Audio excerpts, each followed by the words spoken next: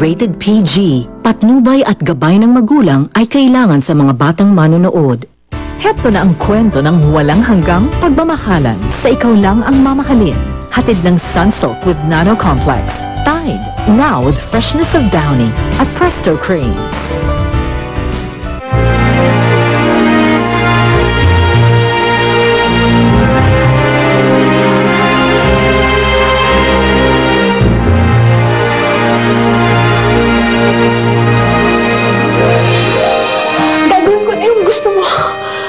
I will never let you get away with this! Secret to your grave! Kailangan alamin ko kung sino yung babaeng na nagpapanggap na Mylene. Baka siya yung maging susi sa paghanap ko sa tunay kong anak. Kahit kailan palayasin si Catherine, susundan ko pa rin siya. How dare you! How dare you sumagot ka sa akin ng ganyan! Tama na po! Ako na lang po yung maalin. Sorry. Charles! Charles! Charles! Helian, ano pong ginagawa niyo dito? Na-discharge na ba kayo? Juicy, kailangan ko yung tulong mo. Ano pong may tutulong ko? Pwede mo bang ikwento sa akin lahat ng nalalaman mo tungkol kay Mylene? Nandiyan po si Catherine sa labas.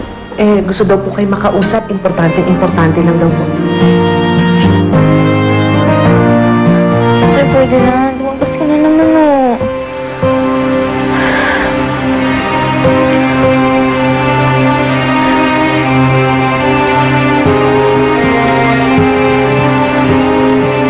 Kung ganun ka-importante, bakit hindi pa niya pinasabi sa'yo?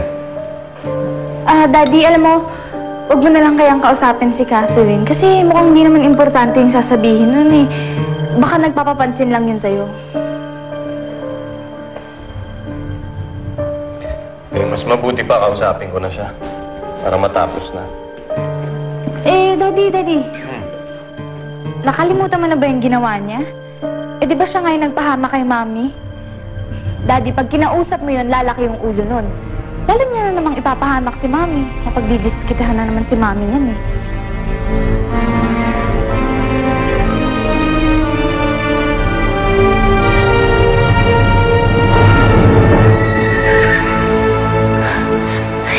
Sir Ferdinand? Catherine.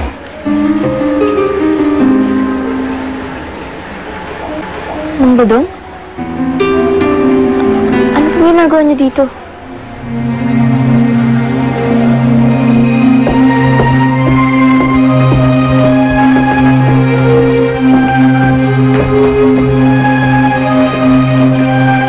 Catherine?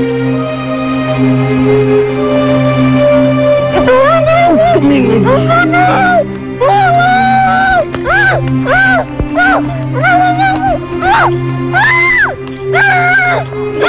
Tumahimik ka ba? Hindi ka basahan! Sige na! Catherine?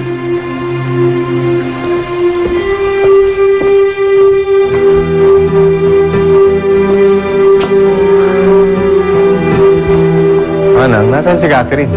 Sir, dito ko lang po iniwan kanina eh.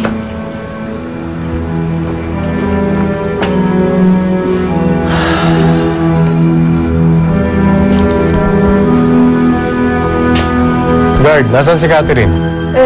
Sir, di ba malang nandito lang kanina si Catherine? Di ba iniwan ko dito kanina bago ka pumasok doon? Sabi ko na sa'yo, Daddy. Tinatopak lang yan, nagpapapansin lang.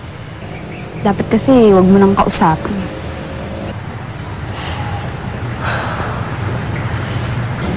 Alam mo, Daddy, mabuti pa. Samahan na lang kita dalawin si Mami. Namimiss ko na rin siya eh.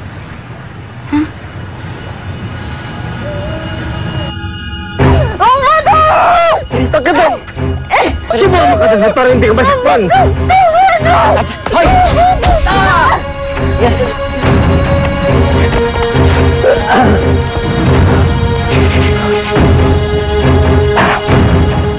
Ilang oras na ako nawala sa tabi niya. Natakasan na kayo na asawa ko? Anong klase mo naman ang ospital to? Ha? Wala kayong kwenta eh! Natatakasan kayo ng mga pasyente ninyo! Daddy, puntahan na lang natin si Doktora Trina. Baka alam niya kung nasan si Mami. Ay, sir, wala pa po si Doktora Trina eh. Hindi pa po siya nagre-report dito sa ospital.